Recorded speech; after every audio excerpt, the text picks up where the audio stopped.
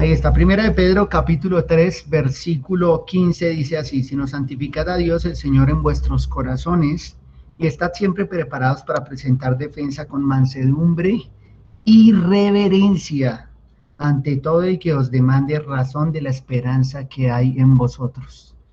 Dios y Padre, gracias por esta mañana que nos concede. Ya está rayando el sol y podemos vernos como iglesia con el propósito de darte la gloria a ti en este que es tu día y no el nuestro.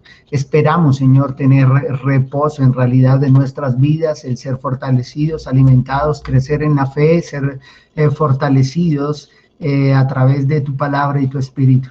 Te damos gracias hoy en Cristo Jesús. Amén. Pues bien, mis hermanos y hermanas y todos los que nos acompañan, a nuestros niños y jóvenes, ya iniciando con esta serie de Haciendo Defensa de la Verdad, nos preguntamos de manera inicial, ¿qué es la verdad? Fue nuestra pregunta, ¿qué es la verdad? Porque hablamos de hacer defensa de la verdad y se nos llama a nosotros a hacer defensa ante todo aquel que demande ante nosotros alguna razón de la esperanza que tenemos. Es importante que conozcamos nosotros las escrituras y que además estemos dispuestos a hacer defensa de la verdad. Como hablamos de la verdad, dijimos, bueno, respondamos a esa pregunta. Ese es el tema inicial. Dimos dos justificaciones. Uno, la iglesia está en responsabilidad de apoyar y ser testimonio de la verdad. Recuérdenlo, la iglesia es columna y baluarte de la verdad. Dos, el mundo, a causa de su naturaleza corrupta, pecaminosa, ha abandonado el concepto de verdad. O sea, el mundo contemporáneo no cree en una verdad absoluta, no cree que hay verdad, más bien cree en un relativismo, no relatividad, sino relativismo, en el que lo que existen son las percepciones de cada quien. Entonces necesitamos aclarar ese concepto y van a ver todavía mejor por qué. ¿Por qué es necesario que nosotros hablemos acerca de la verdad y defendamos la verdad? Hablamos de este hombre que es el padre del relativismo y además del relativismo es el padre del humanismo y del utilitarismo, varios conceptos muy contemporáneos que pues no viene al momento poder explicar cada uno de ellos en detalle, pero que, claro, estoy dispuesto a hablar personalmente con cualquiera de ustedes, si ustedes disponen del tiempo, ya por fuera de esta hora de escuela dominical. Lo que resaltamos acá es que Protágoras dice que cada uno de nosotros es la norma de juicio, es la medida, nosotros somos los que determinamos qué es y qué no es. Ese es el inicio de un largo camino de negación de la verdad. Si la verdad no existe, se le preguntó qué es lo bueno y lo malo, qué es lo bueno y lo malo, entonces dijo, bueno, lo bueno y lo malo tiene que ser lo que convengamos la mayoría que es bueno y malo. A eso se le llama el utilitarismo. Utilitarismo es el mayor bien para el mayor número de personas. Ahora, vimos nuestra estadística que ustedes ya la conocen, la mayoría creyentes, muchos de esos no se congregan, muchos creen que la verdad no existe y además de eso, de que la verdad no puede ser conocida o que además de no ser conocida, la verdad corresponde a la situación, a cada circunstancia, o sea, es una cuestión de pura subjetividad. Entonces, salidos de esto, nos dimos cuenta que también muchos creen que todas las creencias son válidas, todas las creencias religiosas. Quiere decir, no importa la verdad, porque si una creencia, si el cristianismo es cierto, hay que afirmar que si la Biblia es verdad, todas las demás creencias religiosas son falsas, porque son contradictorias. Ya tendremos tiempo de tocar un poco esto en detalle. Hoy añado otros conceptos que son importantes, porque, bueno, ustedes ya se han venido dando cuenta por experiencia de que definitivamente el mundo no ama la verdad y la rechaza. Pero pues otros conceptos para añadirle de algunos pensadores en relación a esto. Fíjense, este hombre, Gorgias, es otro sofista, o sea, es griego, hace 2500 años, dijo, el criterio de verdad no puede ser considerado de manera unívoca y esto es sobre la base de tres argumentos, o sea, no puede verse de una única manera la verdad. Dice, lo primero es que nada existe, y cuando dice nada existe es que no existe la verdad, eso es lo que refiere acá. El segundo, que aún en el caso de que algo exista, o sea, de que exista una verdad, es inaprensible para el hombre. Quiere decir de que si existiera por lo menos una verdad no podría aprenderse, conocerse. Y tercero, que aun cuando fuera aprensible, o sea, que alguien de pronto llegara a comprender una verdad, no podría comunicarla ni explicarla a otras personas. Es una negación total de la verdad. A eso se le llama nihilismo. Este es más contemporáneo, este es del siglo pasado. Este nos dice, el hombre empieza por existir, se encuentra, surge en el mundo y después se define. Escuchen, el hombre empieza por existir, no es que Dios lo creó, él surge en el mundo y ya. O sea, este niega a Dios. Y después se define, solo será después y será tal como se haya hecho. O sea, él mismo es el que se define, el hombre mismo es el que determina su vida, el hombre mismo es el que dice qué es y qué no es. Así pues, no hay naturaleza humana porque no hay Dios para concebirla. Dice, ¿cuál es la naturaleza humana? Bueno, la naturaleza humana no es la que nos han enseñado siempre, imagen y semejanza de Dios, porque Dios no existe. Eso dice este autor. Y si Dios no existe, entonces, ¿quién determina la vida humana? No, pues nosotros mismos lo hacemos, dice este autor. Ahora, lo grave acá es que cuando nosotros anulamos o cancelamos el concepto de Dios, cuando nosotros decimos Dios no existe, no solo estamos eliminando o negando la existencia de Dios, sino que además estamos negando la existencia de la verdad y por lo tanto de la moral. ¿Por qué? Porque Dios es la verdad. Cuando no hay Dios, ¿qué verdad puede haber? O sea, la verdad de a dónde se coge, de a dónde se amarra. ¿Cómo podemos saber, o entre todos los seres humanos, quién tiene la verdad? Cada uno opinaría de acuerdo a su manera de pensar. La moral ya no sería no matarás, no adulterarás, no hurtarás, no levantarás falso testimonio, porque eso es lo que dice Dios. Pero si no hay Dios, no hay esas verdades, entonces la moral es la que los seres humanos establezcan. O sea, negar este concepto de Dios es negar de plano la verdad y la moral. Y de manera contraria, decir de que no hay valores morales absolutos, de que no hay verdad, al negar estas dos también estamos negando a Dios, porque la moral y la verdad, lo que es bueno y malo, siempre depende de quién lo determine. En este caso, Dios. Dios es quien dice qué es bueno y qué es malo. Ahora, esto nos va a llevar a pensar en la siguiente sesión de clase en por lo menos dos cosas, dos maneras de responderle a aquellos que niegan la verdad. Ya eso será para la siguiente sesión. Un pensador del siglo pasado dijo de esta manera, escuchen, la verdad no está fuera del poder ni carece de poder. La verdad es de este mundo, escuchen. Él dice, la verdad es de este mundo, está producida aquí gracias a múltiples imposiciones. Él cree que la verdad, Foucault, es un pensador bastante influyente. Tenemos un micrófono muy abierto. Bien, la verdad es de este mundo, dice él, o sea, la verdad no viene de ningún otro lado, no viene de Dios, es de este mundo y dice que es producida gracias a múltiples imposiciones y sus efectos están regulados por el poder. Quiere decir que este dice que la verdad es impuesta por quien tiene el poder, en este caso los gobernantes o los más poderosos o ricos o cosas semejantes, que puede tener alguna relación con lo que ocurre en el mundo contemporáneo, pero ya está desechando la verdad absoluta que es Dios. Ahora, no sé si ustedes han escuchado arengas populares como, digamos, el Estado es un macho opresor. ¿Lo recuerdan? Hace casi un año lo estaban cantando multitudes de mujeres. El Estado es un macho violador. Ese tipo de expresiones refieren a esta filosofía que enseña que el Estado es el que impone su verdad y que no estamos de acuerdo con esa verdad, no nos vamos a sujetar a esa verdad. Entonces, fíjese que el mundo está peleando por lo que ellos consideran que es, y han desechado la verdad de las escrituras, o sea, han desechado la verdad que es Dios. Dos últimos que creo que esta semana lo escucharon en nuestra actividad de lectura y de introducción a la temática. Y esta canción, esta le pertenece a la letra de una canción que es de un grupo de Timbiquí, o sea, de acá de Colombia. Dice Herencia de Timbiquí, siento todo a mi manera, el mundo es como yo quiera. Fíjense eso, todo a mi manera, el mundo es como yo quiera, vive a tu manera, la vida es solo un camino hacia el final, camina a tu antojo.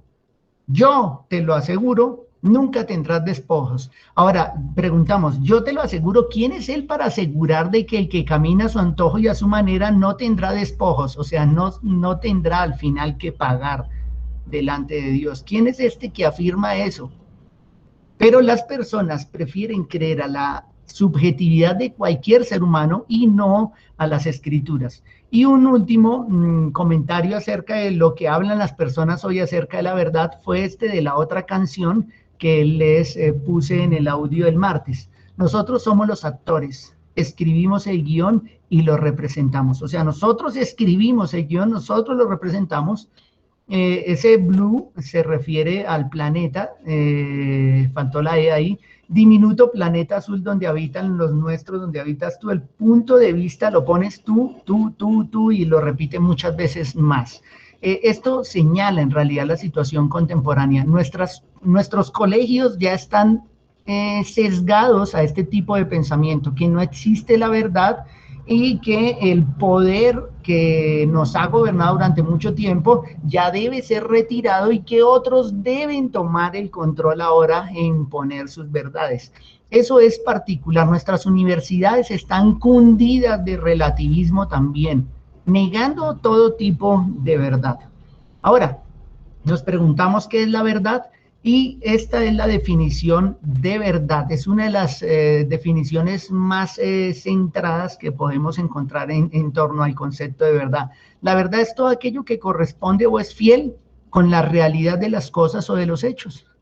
Aquello que sea fiel a las cosas o fiel a los hechos, a lo que ha ocurrido, bueno, esa es la verdad.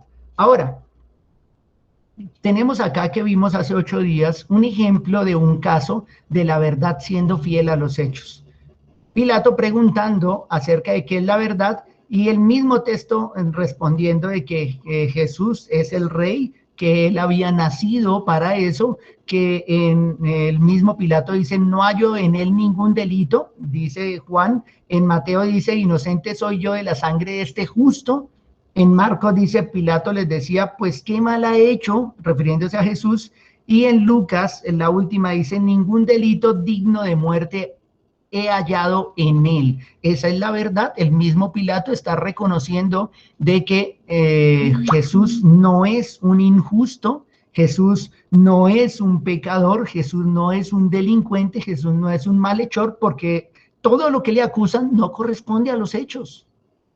Ahora, fíjense cómo la Escritura nos señala a Jesús como el justo, de acuerdo a estos pasajes.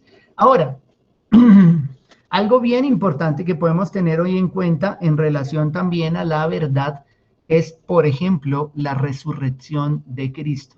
Estén muy atentos a esto. Jesús resucitó y eso es verdad. No hay manera de negar la resurrección de nuestro Señor. Jesús resucitó. Podemos afirmarlo de varias maneras. Por ejemplo, la Biblia afirma el texto, lo afirma el texto histórico más seguro y confiable de toda la historia de la humanidad, y añado que es la Biblia. El texto histórico más confiable de toda la historia de la humanidad es la Biblia. Alguien dice, Jesús resucitó, sí, claro, vea, la Biblia lo dice, pero yo no creo en la Biblia, eso es un libro religioso. ¡Qué ignorancia más grande la de la persona que habla de esa manera! No hay texto histórico más confiable que las Escrituras. Acá añado de que las Escrituras de la Biblia podemos encontrar por lo menos 5.366 manuscritos cercanos a los hechos para comparar. O sea, no hay ningún texto histórico con una evidencia tan amplia y tan grande. Hay textos históricos que refieren a hechos históricos antiguos que solo tienen un testigo, unos pocos manuscritos, y sin embargo no son puestos en tela de juicio. Por ejemplo, las guerras de los griegos, las guerras médicas, esas guerras son relatadas por un historiador que se llama Heródoto, pero no hay otro historiador que hable de esas guerras médicas en detalle como lo hace él. No hay otro. ¿Y por qué creemos que Heródoto dijo la verdad? Un solo historiador. Ahora, ¿por qué no podemos creer al testimonio de 40 autores que hablaron antes, en medio de la vida de Cristo y después de la vida de Cristo? ¿Por qué no 40 personas que testifican antes, en medio y después de la vida de nuestro Señor acerca de su vida, de su muerte y de su resurrección? ¿Por qué damos el criterio de verdadero a Heródoto, un solo hombre, para unas guerras médicas? O las guerras de Julio César, que solo hay 10 manuscritos, o el texto de la Ilíada de Homero, uno de los clásicos griegos, poeta y fundador del pensamiento griego, que creemos de que es completamente cierto y apenas hay cerca de 600 manuscritos y varios de ellos pertenecen a centenares de años después de los hechos mismos, pero creemos que es verdad. Pero cuando hablamos de la Biblia, las personas no creen que pueda ser la verdad que la Biblia testifica acerca de la muerte y la resurrección. Ah, no, es que es la Biblia lo dice, pero pues necesitamos evidencia. Este es el texto histórico más confiable, 5.366 manuscritos, más de 40 autores, unos hablan antes, unos en medio, otros hablan después. Y si confrontamos todas las versiones, no hay incongruencias, el texto es único. Cuando se construye método histórico, en la primera parte se buscan todas las fuentes primarias y secundarias. En la segunda parte del método histórico lo que se hace es confrontar todas las fuentes y aquel que tiene una discrepancia, que no concuerda con las demás fuentes, con los demás testimonios o los demás testigos, esa fuente se descarta. Ahora miren la escritura y den cuenta de que la escritura es completamente coherente desde la primera hasta la última página y estamos hablando más de 40 autores, estamos hablando de un periodo de más de 1500 años de construcción, estamos hablando de 3 continentes, el texto que es escrito en Asia, en Europa, en África, en 3 idiomas distintos, en condiciones humanas e infrahumanas completamente diferentes, con autores que no tienen la misma formación, que tienen, digamos, lo que una idiosincrasia completamente diferente y todos concuerdan en la misma historia. La Biblia es el texto histórico más confiable. No hay otro texto histórico en el planeta que cumpla todas las normas o todos los aspectos que tiene la Escritura. O sea, no hay otro texto como la Biblia. O sea, la mejor fuente para afirmar que Jesús resucitó, que la resurrección es fiel a los hechos, sí es la verdad, es la Biblia, pero no es lo único. Lo afirman los innumerables testigos que lo vieron resucitado, varias mujeres, los apóstoles y más de 500 hermanos. Alguien podría decir, ah, pero es que lo dicen son sus apóstoles y los que estaban alrededor de él. Piensen que eso sería como decir que el que vio la historia de primera mano no es una fuente confiable, lo que es completamente absurdo.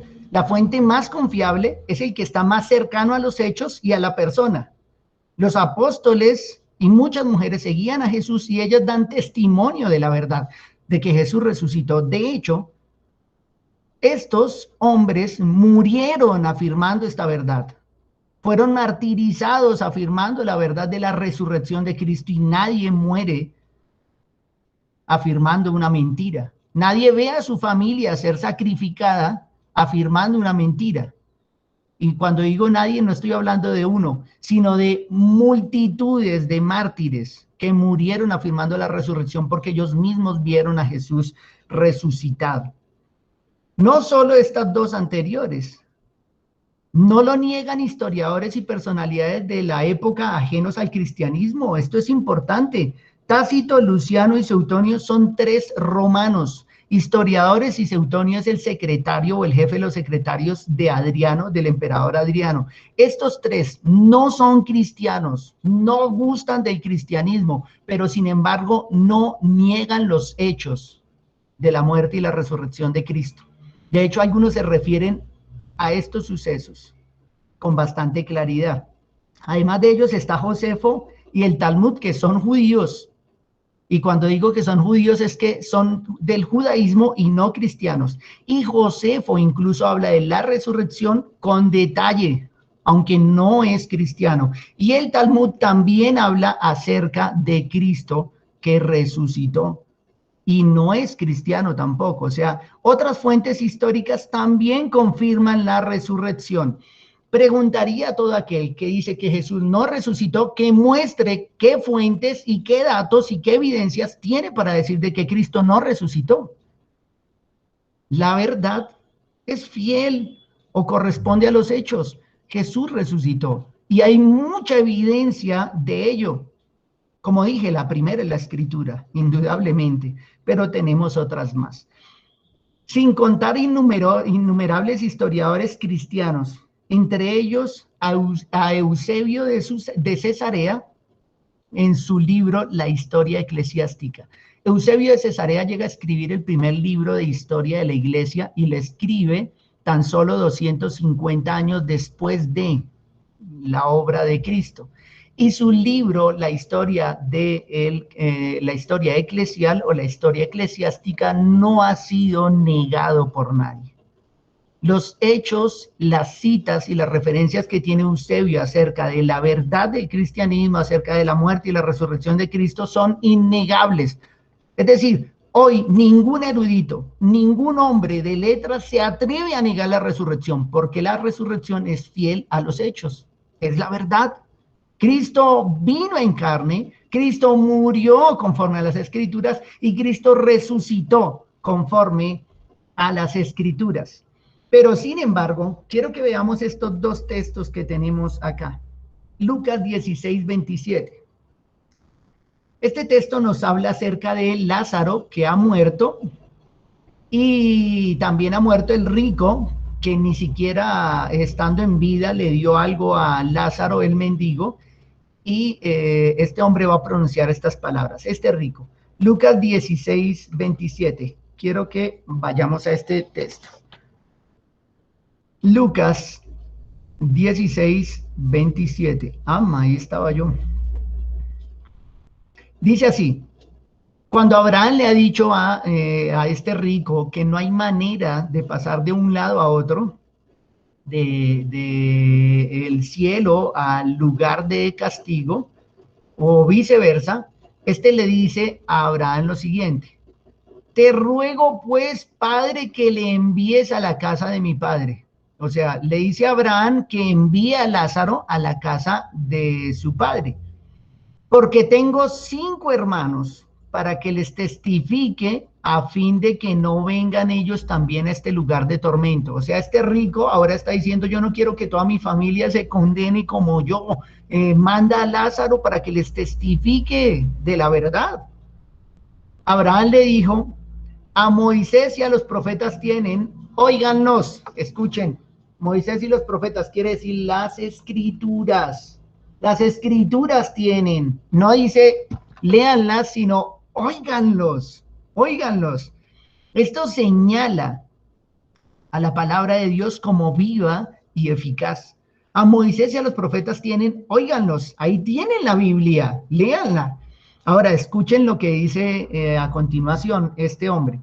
Él entonces dijo: no, padre Abraham, pero si alguno fuere a ellos de entre los muertos, se arrepentirán. O sea, si alguno resucitare.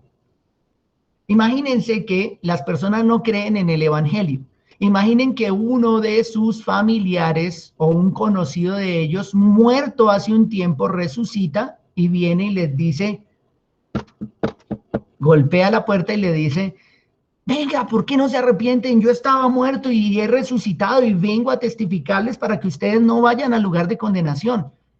Tal vez muchos dirían: uy, no, si se me aparece un muerto resucitado y me habla de esa manera, no, yo me arrepiento. Es la idea de este rico. Si usted envía a Lázaro que ha muerto, lo resucita, o sea, si Lázaro vuelve a la vida, ellos se arrepentirán. Mire las palabras de Abraham. Abraham le dijo: si no oyen a Moisés y a los profetas, o sea, si no leen o si no oyen las escrituras, tampoco se persuadirán, aunque alguno se levantare de los muertos. ¿Qué afirmación esta? Si no oyen a las escrituras, ni piensen de que un resucitado va a venir a convencerlos o los va a persuadir de arrepentirse. Bueno, ahí está la aplicación de esto. Fíjense que aunque tenemos tanta evidencia histórica, más de 5.366 manuscritos que hablan de Cristo antes de que viviera, en medio de su vida y después de haber vivido y resucitado y ascendido al cielo, y con todo este testimonio, las personas no creen. 2, aunque hay innumerables testigos que le vieron resucitado, las personas no creen. Aunque muchos historiadores no cristianos lo afirman o no lo niegan, las personas no creen. Y aunque muchos historiadores cristianos lo afirman, las personas siguen sin creer. Aunque Cristo resucitó y no puede negarse históricamente, no hay manera de negar la resurrección, con todo las personas no creen. Bien estaba escrito acá. Tampoco se persuadirán, aunque alguno se levantare de los muertos. Cristo se levantó de la tumba. ¿Qué otra evidencia necesita usted para creer en Cristo? Bien. Ahora, miremos Mateo 12, 38 al 42. Porque Cristo habla de aquellos que buscan evidencias para creer. Mateo capítulo 12, 38. Ay, abrí lo que no era, perdón. Mateo 12, versículos 38 en adelante, dice así. La generación perversa demanda señal. Entonces respondieron algunos de los escribas y de los fariseos diciendo, Maestro, deseamos ver de ti señal. Él respondió y les dijo, la generación mala y adúltera demanda señal, pero señal no le será dada sino la del profeta Jonás. Vean, la generación mala y adúltera demanda señal. ¿Quiénes demandan señales y evidencias? Pues solo una generación que es adúltera, que es mala, demanda señales. Él dice, pero señal no le será sino la del profeta Jonás, porque como estuvo Jonás en el vientre del gran pez 3 días y 3 noches, así el Hijo del Hombre estará en el corazón de la tierra 3 días y 3 noches, refiriéndose a la muerte y a la resurrección. Y añade, los hombres de Nínive se levantarán en el juicio con esta generación y la condenarán, porque ellos se arrepintieron a la predicación de Jonás, y he aquí más que Jonás en este lugar. Jesús estaba predicándole a ellos y no creían a Jesús. Aquellos que creyeron a Jonás testificarán un día ante el juicio, en el juicio de Dios, en contra de aquellos que vieron al Cristo, escucharon al Cristo, que no escucharon un profeta, sino que escucharon al mismo Cristo y no lo creyeron. Y añade, la reina del sur se levantará en el juicio con esta generación y la condenará. ¿Por qué? Porque ella vino de los fines de la tierra para oír la sabiduría de Salomón. Y he aquí más que Salomón en este lugar. Esta mujer un día en el juicio señalará y será testimonio en contra de todos aquellos que, escuchando a Jesús, no creyeron a Jesús. Aunque ella solo vino a ver a Salomón, le fue suficiente con esa señal, con esa evidencia, con ese testimonio, con esa persona. Pero el mismo Cristo resucitado no es suficiente para muchos. Ahora, ¿cuánto más podríamos decir nosotros de que los hombres de Nínive, la reina del sur, los de Sodoma y Gomorra, los de Capernaum, los de Corazín, los de Bethsaida, todos ellos se levantarán en el día de juicio y señalarán a esta generación de nuestros días que tiene toda la palabra de Dios escrita, todo el testimonio de Dios de forma escrita, y no lo leyeron, o si lo leyeron, no lo creyeron, y por el contrario, lo negaron de manera necia, impía, inicua. Esto nos lleva a pensar que no importa cuáles sean las evidencias de la verdad, las personas no quieren creer en la verdad. El problema es que nosotros los cristianos y nuestros jóvenes que van para la universidad no pueden entrar en la misma tónica, en la misma manera de vida, negando la verdad, aunque haya evidencias de la verdad. Continuemos un poco porque voy a dar un espacio para algunas preguntas al final. Fiel a los hechos. 4 textos que debiéramos responder estas cosas. Ya vamos a mirarlos conmigo. Una pregunta por texto. Daniel 3:14, ¿la verdad correspondía con los hechos en Daniel 3:14? Esto es para seguir mostrando que la verdad siempre es fiel a los hechos. 2, para no errar en la interpretación de la verdad, ¿qué hizo Daniel en el capítulo 7:16? ¿Qué debemos hacer todos nosotros de acuerdo a Zacarías 8:16? ¿Cuál es la verdad en Juan 4:17 al 18? Tenemos 4 preguntas acá. Quiero que revisemos el texto juntos, que tengan sus Biblias, por favor, hagan sus apuntes. Vamos a Daniel 3:14. Esto es para seguir mostrando de que la verdad siempre corresponde con los hechos. Daniel capítulo 4. Me pasé. Daniel capítulo 4, perdón, capítulo 3, versículo 14. 3:14. Dice así. Habló Nabucodonosor y les dijo, ¿es verdad, Sadrach, Mesach y Abednego, que vosotros no honráis a mi Dios ni adoráis la estatua de oro que he levantado? ¿Recuerdan de que llevaron algunos la queja a Nabucodonosor diciendo, hay 3 hombres que no se postran ante la estatua cuando suena la flauta, el tamboril y bueno, los instrumentos musicales y demás? Viene y pregunta a Nabucodonosor a ellos, ¿es verdad que ustedes no honran a mi Dios? Lo que está preguntando acá es, lo que he escuchado acerca de ustedes corresponde con los hechos. ¿Es cierto? ¿Ustedes no se han arrodillado? ¿Ustedes no han adorado a mi Dios? ¿A mi estatua de oro a la que yo he levantado? Esto nos deja ver a nosotros o nos da la respuesta a esta primera pregunta. La verdad correspondía con los hechos en Daniel 3:14. ¿Qué me dicen ustedes? Quisiera que lo escribieran ahí en el chat en tanto vamos buscando el otro. ¿La verdad correspondía con los hechos en Daniel 13:14? ¿Sí o no? ¿Sí o no? ¿No habían adorado? ¿No se habían postrado? ¿O sí lo habían hecho? Nabucodonosor pregunta. Voy a buscar 7:16 y ya miro si han dado respuesta ustedes. Capítulo 7, versículo 16. Acá lo tengo. Reviso por acá en el chat, a ver. Dice la hermana Lady, sí correspondía a la verdad. Ellos no se habían arrodillado. Es verdad, dice la hermana Ruth. María Paula dice, sí corresponde, según el versículo 3, 11 al 12. Correcto, ellos no lo habían hecho, no se habían arrodillado. Y fíjese que él pregunta, ¿es verdad que ustedes no han hecho esto? ¿Corresponde con los hechos lo que me han venido a decir al oído? Sí es verdad, sí corresponde a la verdad. No se postraron ante la figura de ese ídolo. Ahora respondamos a la pregunta, para no errar en la interpretación de la verdad, ¿qué hizo Daniel? Daniel 7:16. Dice, me acerqué a uno de los que asistían y le pregunté la verdad acerca de todo esto.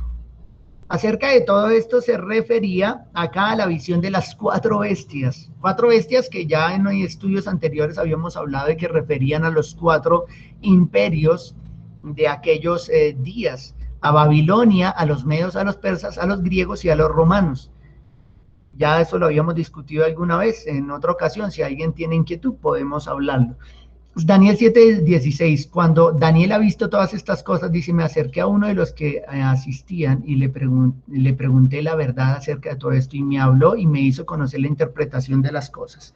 ¿Qué me dicen ustedes a esta pregunta? Para no errar en la interpretación de la verdad, ¿qué hizo Daniel?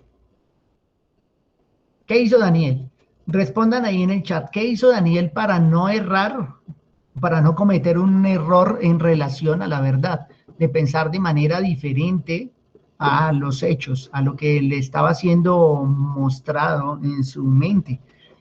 Entre tanto, voy a ir, Daniel 9:13, entre tanto ustedes responden, Daniel 9:13 habla acerca de que ellos habían sido castigados porque ellos no quisieron escuchar la verdad. Yo les leí ese texto en uno de los audios que les he enviado en estas 2 semanas. Por lo tanto, voy a ir a Zacarías 8:16. En tanto lo busco, ustedes están respondiendo. Zacarías capítulo 8, versículo 16.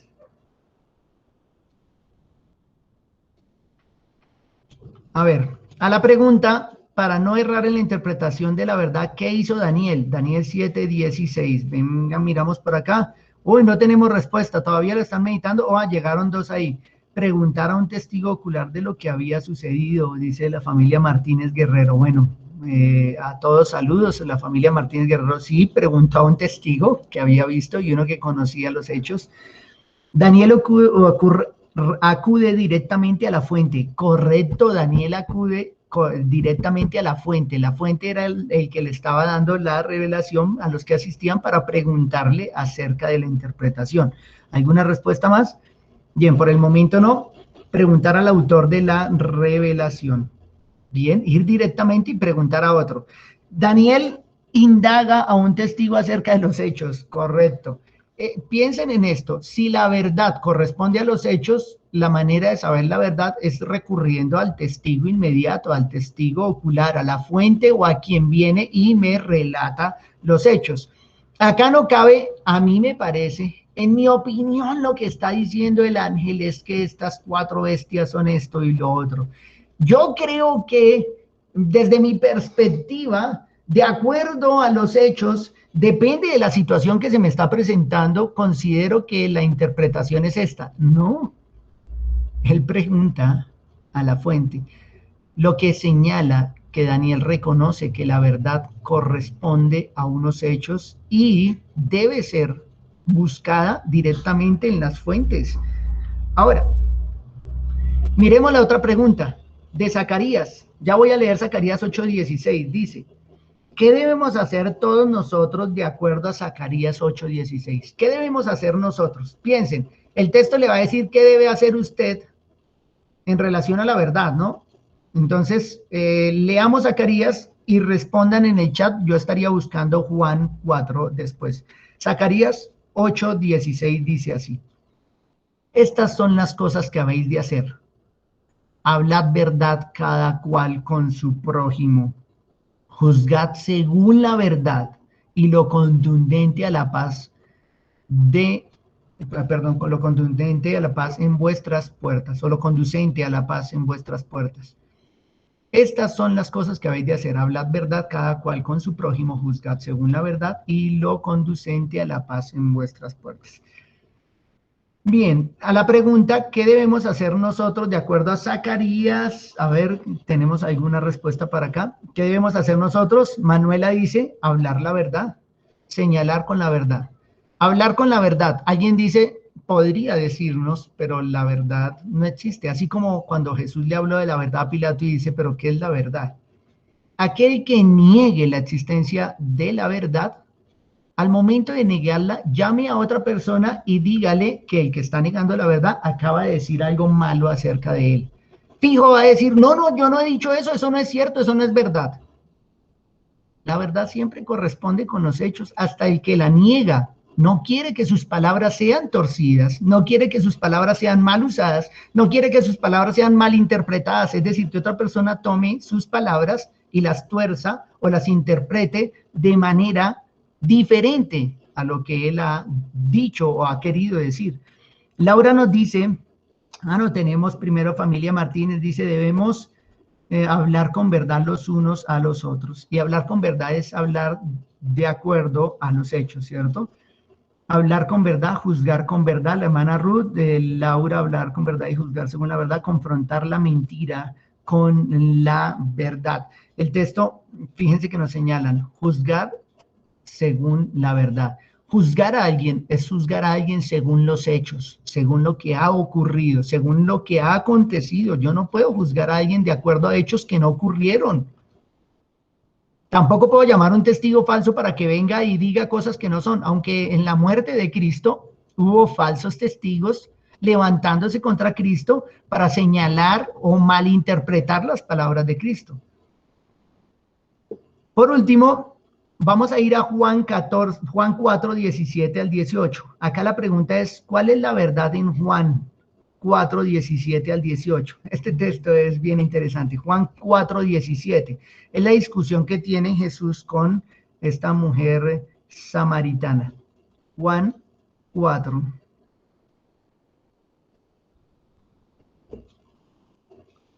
Bien. Vamos desde el 15, contextualicémonos un poco y ustedes responden en el chat ahí. ¿Cuál es la verdad acá? ¿O en qué consiste la verdad acá? La mujer le dijo, Señor, dame esa agua para que no tenga yo sed ni venga aquí a sacarla. Jesús le dijo, ve, llama a tu marido y ven acá. Respondió la mujer y dijo, no tengo marido. Jesús le dijo, bien has dicho, o sea, acabas de decir la verdad, no tengo marido. Y añade, porque 5 maridos has tenido y el que ahora tienes no es tu marido. Esto has dicho con verdad. ¿Qué respondemos nosotros a la pregunta que nos señala esta diapositiva? ¿Cuál es la verdad en Juan 4, 17 al 18? Respondió la mujer y dijo, no tengo marido. Jesús le dijo, bien has dicho, no tengo marido, porque 5 maridos has tenido y el que ahora tienes no es tu marido. Esto has dicho con verdad. ¿Qué ocurriría, mis hermanos, si de pronto alguien hablara con usted y le hablara acerca de sus 3 esposas que ha tenido o de sus 4 maridos anteriores y usted dice, no, me está confundiendo, no, yo solo he tenido una esposa, mi esposa es la de siempre. No, usted ha tenido 3 esposas más, diga la verdad, usted se casó antes de la que tiene ahora. Usted diría, eso no es conforme a la verdad, eso no es cierto. El que me diga que la verdad no existe, háblele algo semejante. Y él mismo va a decir, no, no, eso no es verdad. Porque recuerden, la verdad siempre corresponde con los hechos, corresponde con la realidad. Sí existe la verdad. Esto no es relativo. Acá dicen, ella no tiene marido. Bueno, no tenía, porque el que tenía ahora no era el marido, dice Jesús. La mujer no tenía marido. El Señor la confrontó con una realidad que no pudo ella dudar, o que no pudo ella tampoco refutar. ¿Quién le dijo a Jesús que ella había tenido tantos maridos antes de él que ahora tenía que no era su marido? Pues nadie, pero Jesús conoce todas las cosas. Él conoce los pensamientos de los hombres, como ya hemos hablado una y otra vez. Él es omnisciente, Él es Dios. Ahora, estos pasajes hasta acá nos han señalado cómo la Escritura nos muestra en realidad que la verdad siempre corresponde con unos hechos. Esto es fiel a los hechos, la verdad es fiel a los hechos. Ahora, algo no fiel a los hechos. Esto es solo, no quiero que lo tomen de manera anárquica, definitivamente no, debemos sujetarnos a nuestros gobernantes. Pero cuando decimos que algo no es fiel a los hechos, es que no es verdad y de pronto al ver la imagen me van a hallar la razón. Las iglesias son un foco de contagio, esa es una afirmación. Miren nuestra iglesia en reunión y tenemos por grupos familiares, todos separaditos por varios metros. Entre este grupo y el de atrás hay más de 3 metros, 2 acá, estamos bien separados todos con tapabocas, cada uno con su propio himnario en su mano. Tenemos nuestro hermano Pedro, nuestro hermano Jairo, que son los que después de terminar el culto ellos se quedan y fumigan todo con amonio cuaternario, sillas, todo lo que todo queda mojado, incluso si deja uno el computador y la cámara pasan por encima y hasta eso lo fumigan, entonces toca levantar todo, queda limpio e impecable para la siguiente reunión. A la afirmación, las iglesias son un foco de contagio, podemos decir, bueno, por lo menos en la nuestra no corresponde con los hechos, hemos sido responsables con eso. Ahora, algo que nos confronta y nos lleva a pensar, ¿por qué nos preocupamos de, cómo le llamamos, toques de queda fines de semana donde iglesias no puedan reunirse porque son focos de contagio, pero no nos preocupamos por esto en el transcurso de la semana? Ahí está.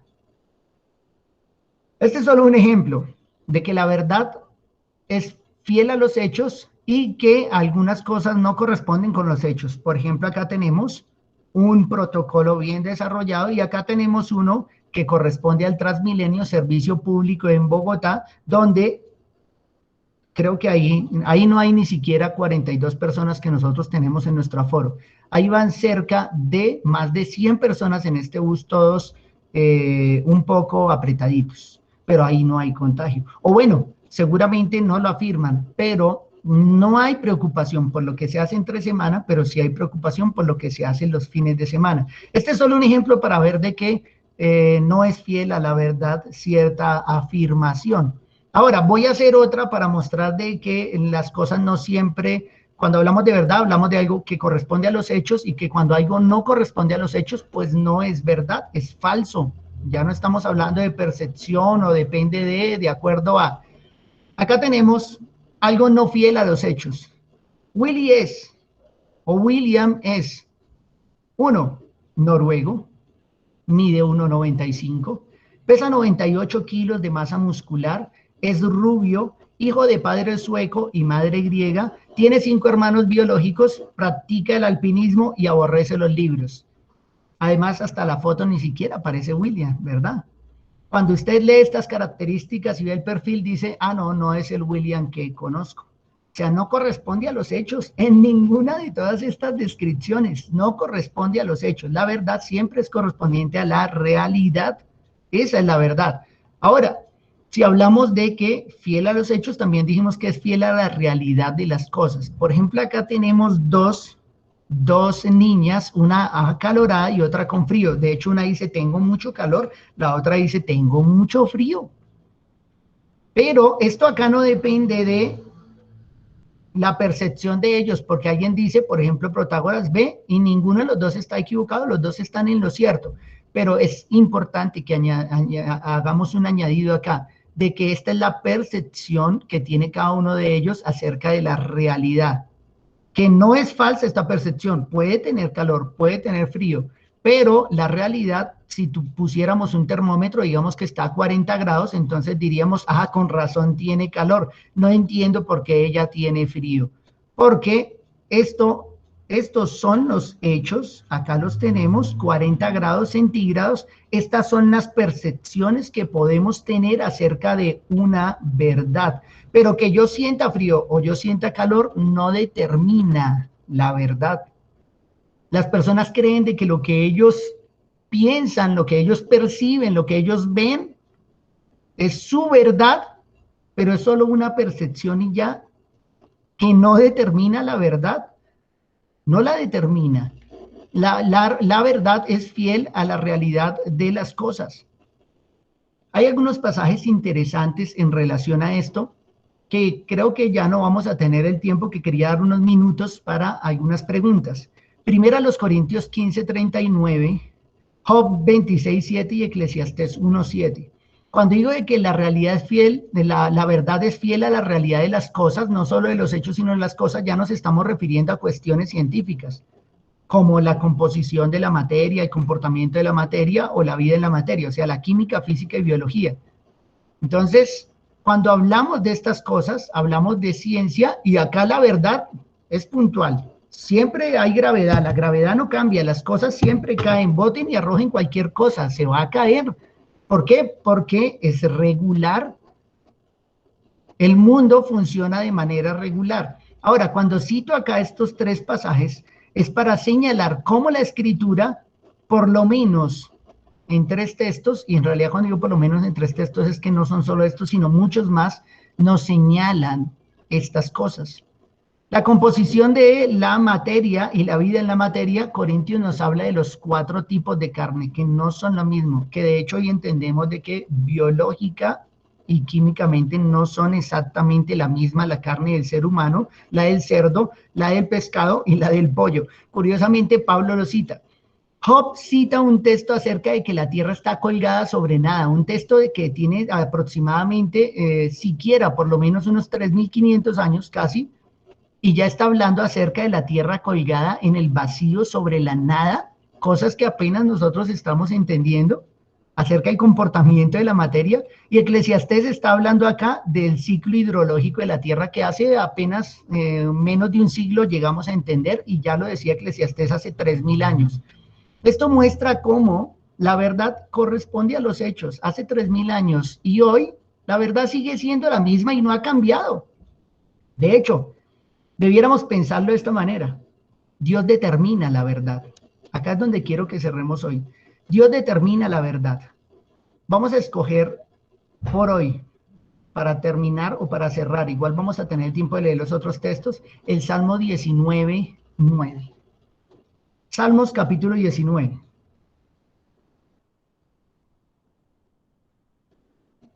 Salmos capítulo 19, versículo 9 dice así. El temor de Jehová es limpio, que permanece para siempre. Los juicios de Jehová son verdad, todos justos. Les recuerdo que la palabra juicios son las afirmaciones, a eso se refiere un juicio, es una afirmación o un mandato o un decreto, o en realidad los juicios acá se refiere a la escritura misma. Los juicios de Jehová son verdad, y añade, todos justos, todos justos. Voy a detenerme por un momento acá, porque estos pasajes nos van a llevar a mirar precisamente cómo Dios es quien determina la verdad, quien dice qué es y qué no es, y no somos nosotros en nuestra subjetividad. Los juicios del Señor son justos, los juicios del Señor son verdad.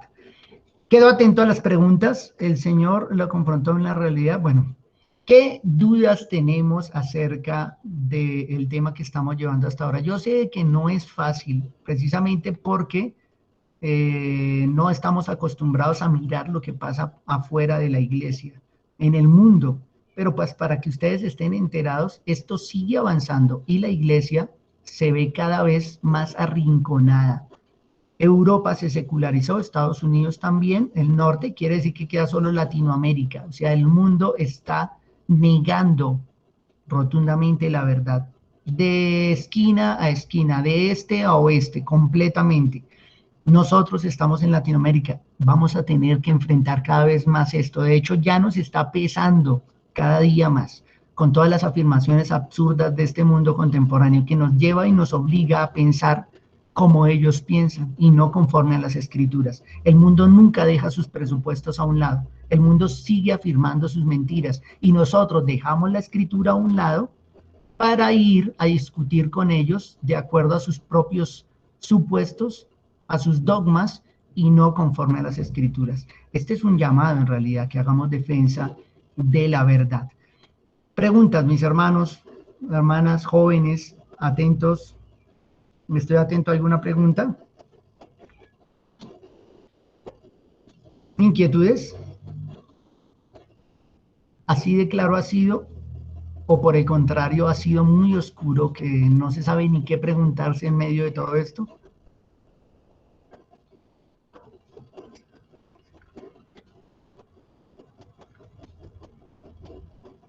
Bien, acá tenemos una pregunta que atañe a la verdad. María Paula nos dice que está claro, pero el hermano Oscar nos hace una pregunta interesante. Pastor, la verdad pasada se puede demostrar, pero la verdad futura, ¿qué creemos? Y hay diferencias aún entre hermanos en la fe. Bueno, esto ya tiene que ver con las interpretaciones de la escritura. La verdad pasada podemos evidenciarla, podemos buscar fuentes, podemos buscar textos, podemos buscar testigos presenciales, quienes estuvieron cerca, testimonios, fotos, videos. Hoy tenemos más herramientas para eso. La escritura es un testimonio de lo que ocurrió en Egipto, de lo que ocurrió en el Éxodo, de lo que ocurrió en medio de los jueces, lo que ocurrió en la monarquía, lo que ocurrió cuando el reino se dividió, lo que ocurrió cuando fueron deportados a Babilonia, lo que ocurrió al regreso, lo que ocurrió en 400 años de oscuridad y hubo silencio en la escritura. Eso muestra de que ahí ocurrieron cosas y el Señor dejó de dar palabra. Lo que ocurrió en los evangelios, lo que ocurrió en la fundación de la iglesia, la Biblia es un testimonio de lo que ocurrió, un testimonio de la verdad. La Biblia es la verdad. Pero tenemos en la escritura cosas que se señalan que no han ocurrido. Y ahí está el problema, nos señala Oscar, que hay diferencias entre hermanos. Sí hay diferencias acerca de lo que puede venir, acerca del futuro, de la escatología. Diferencias que no debieran en realidad separarnos si en realidad creemos en Cristo. Pero eso no quiere decir de que tengamos que ser nosotros livianos en la interpretación y querer cualquier cosa. Porque vuelvo y reitero, ninguno de nosotros estaría feliz si tomaran sus palabras y las interpretaran de manera errada. ¿Qué tal si alguien va y dice algo al pastor John, por ejemplo, y dicen, sí sabe, pastor John, lo que William estaba diciendo y usted? Entonces él escucha y dice, ¿de verdad estaba diciendo esas cosas? Yo tendría que decir, no, no, pastor, yo no he dicho eso, no sé quién lo inventó. Nadie quiere que usen sus palabras de manera inadecuada, que yo diga algo y las interpreten mal. Uno dice, no, no, venga, no fue eso lo que estaba diciendo, me malinterpretaron. Ahora, ¿qué es la escritura? ¿Qué es la palabra de Dios? La responsabilidad que tenemos nosotros de trazar fielmente la palabra de Dios. Tenemos una responsabilidad delante de Dios que es inaplazable. O sea, delante de Dios tenemos que responder por el uso de las escrituras. Segunda Timoteo 2:15 dice, procura con diligencia presentarte a Dios aprobado. ¿Qué es presentarse a Dios aprobado? Como obrero que no tiene de qué avergonzarse. ¿Qué es presentarse aprobado y sin vergüenza? El texto dice, usar bien la palabra y añade, la palabra de verdad. Fíjese el texto, la palabra de verdad. El uso que yo le dé a las escrituras puede ser el de afirmar la verdad de Dios o pisotear la verdad de Dios. Por lo tanto, aún en cuestiones escatológicas debemos buscar precisión y prudencia también, porque hay cosas que definitivamente no son sencillas. Dejo hasta ahí la respuesta, mi hermano Oscar. Espero si podemos tomarnos algún café en un momento, podamos hablar un poco más de eso. Bueno, debemos anclarnos en la verdad en estos tiempos de mentiras y engaños, y cada vez más. Y bueno, la fidelidad a Dios es verdad.